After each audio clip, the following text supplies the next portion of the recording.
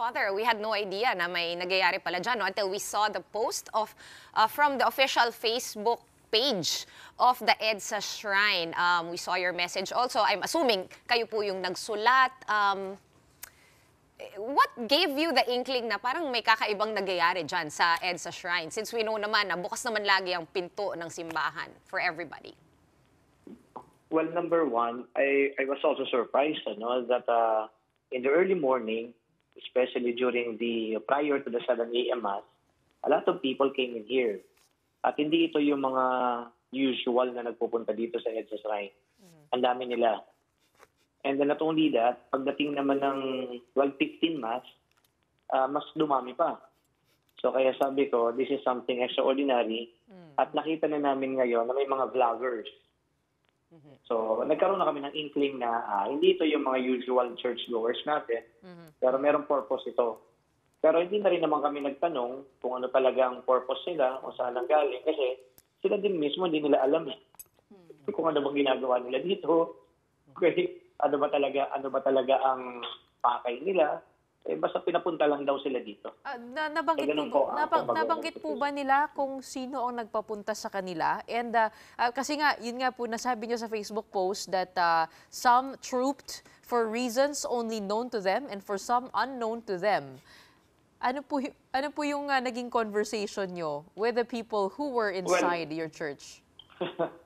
Well, alam mo, ang mga tao naman na to, may kaalaman din naman yan kung sino talagang nasa likod. Kung meron man silang alam kung sino nasa likod ng pagpunta nila dito, hindi naman nila sasabihin. Kasi baka may mga instructions din na binigay sa kanila. Yung iba naman totally, wala talagang alam. Basta nagpunta lang sila dito dahil may nagpapunta. Kaya ganun ang naging kumbaga tono ng post ko.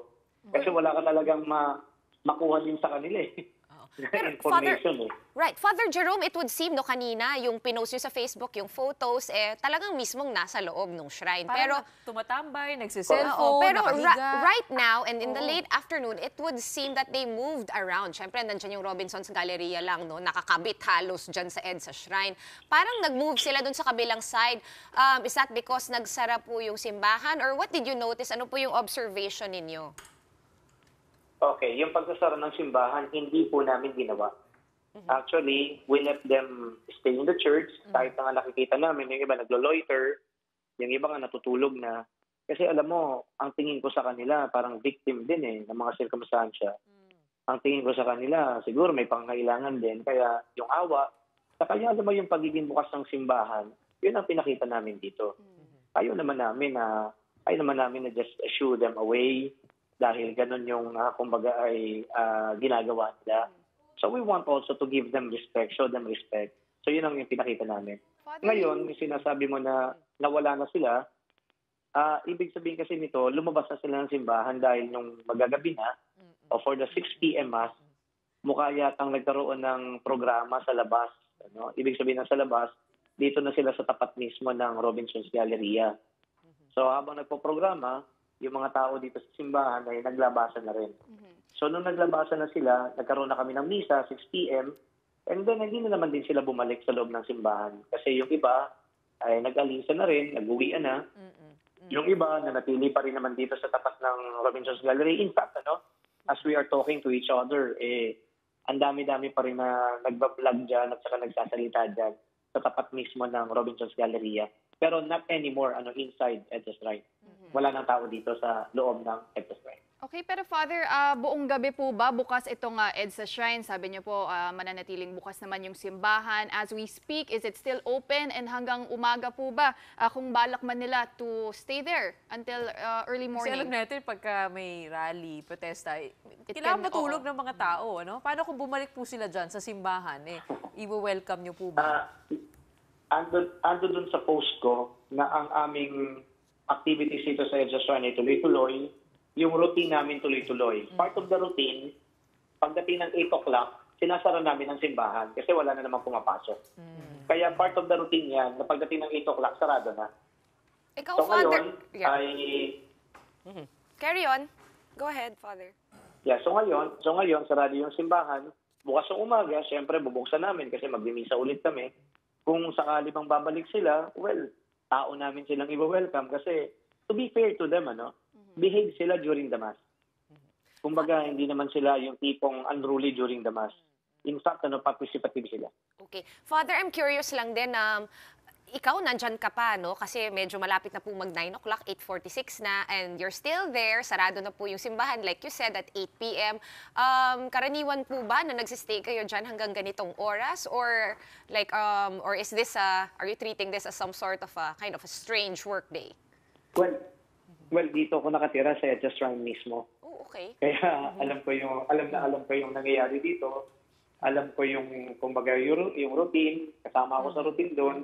And of course, kilala ko din yung mga tao na regular dito. Kaya yung mga strangers, I call them strangers kasi hindi nga natin nakikita ng madalas.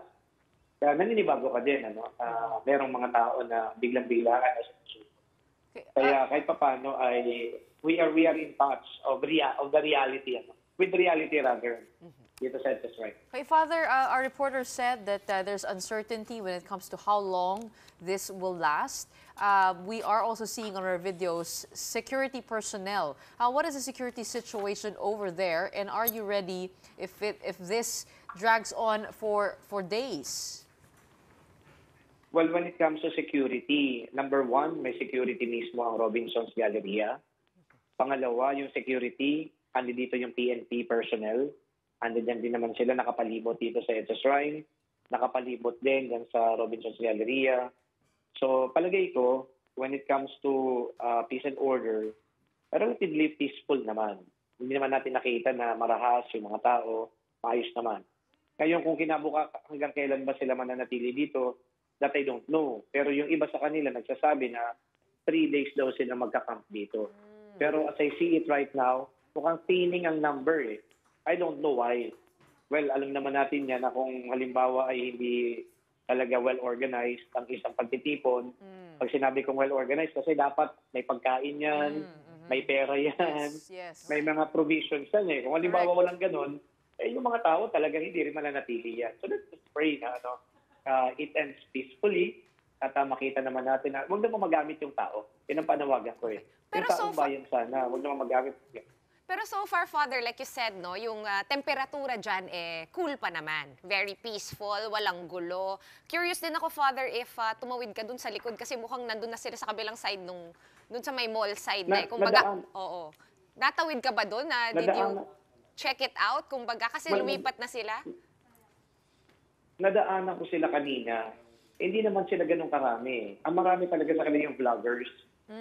Yung vlogger kasi na to, just to give you a background also about the existence of these vloggers. Andi dito yan sa Edsa Shrine every Friday. So tuwing alas 4 ng hapon hanggang mga alas 8 ng gabi, andi dito talaga yan, nagbablog sila. Meron na rin kaming insidente na yung mga vloggers na yan, hindi ko na pinatungtong ng stage ng Edsa Shrine. Kasi meron kami dito stage Ito yung stage na nasa baba lang ng malaking image ng Mahal na Birhen. Pero yung baba naman ng stage, ito naman yung altar ng simbahan. So kapag sila nag-iingay doon, nagbablog, nagsasalita, dinig na dinig namin doon sa altar ng simbahan kapag kami ay nagmamas. So they start a gathering at around 4 o'clock in the afternoon, and then they will disperse maybe late 8 o'clock in the evening. Yung mass namin nila sa is. Kaya talagang sapul na sapul nila kapag nag-iingay sila. And so I decided to talk to them. Sabi ko, let's respect naman the sanctity of the place. So kung kayo ay magbablog, hindi naman ito dapat na lugar kung saan nagbablog kayo. Father, ibig Sabi ko, sabihin, kailangan humanong kayo ng lugar. ibig sabihin, nakikilala niyo po itong mga vloggers. Kung sinasabi niyo po, every Friday sila nandyan, pamilyar po sa inyo. Maaari niyo po ba silang ma-identify? No. Or kahit ano yung content? Hindi ako familiar sa kanila. Oh, ano po yung vinavlog? No, hindi rin ako. No okay. idea. Hindi rin ako nanonood. Pero ang feedback sa akin ng ilan, dahil minsan binabanatan ako So minsan kapag halimbawa nakita ko, binabanatan nila ako. Ang sabi naman nag-feedback sa akin, ito daw ay mga supporters ni Sara, ni Digong. Yun ang sabi sa akin. Baka yung isa kasi na na-confront ko, si Agent Morales. Okay? Naalala niyo si Agent Morales. Siya yung nag-testify sa Senate investigation na allegedly ang presidente daw ay gumagamit ng pinagbabawal na gamot. So I had a confrontation with him. Actually, nung una maganda eh. Pero ito namang taong ito ay, ayun, nag-accuse ng kung ano-ano laban sa simbahan, laban sa mga pare. So I had to tell him. Sabi ko, you're being unfair. So do not make such accusations na namumuliti ka kami. Kasi in the first place, pinapayagan naman kayo dito eh. But not to vlog. You are here because this is a church to pray. Okay. So Father, kaya, wait. in-invite, Father, clarify lang natin how many Fridays na nag-vlog dyan yung Friday Nako. vloggers? Like Since more than July 3 pa. months? Ganon? since July pa, andi dito na yung mga yan. Oh, okay. July, August, September, October, November. Matagal na. Okay. Pero yung nga lang, nung pinaalis ko na sila dito sa property ng EDSA Shrine, lumipat na sila doon sa bridge connecting EDSA to Robinson's Galleria. Yes, so doon na sila ngayon nag-gather yung pedestrian every overpass. Friday. Yes, correct. So andun na sila. Okay. Even the father is not spared from bashing. Oo nga.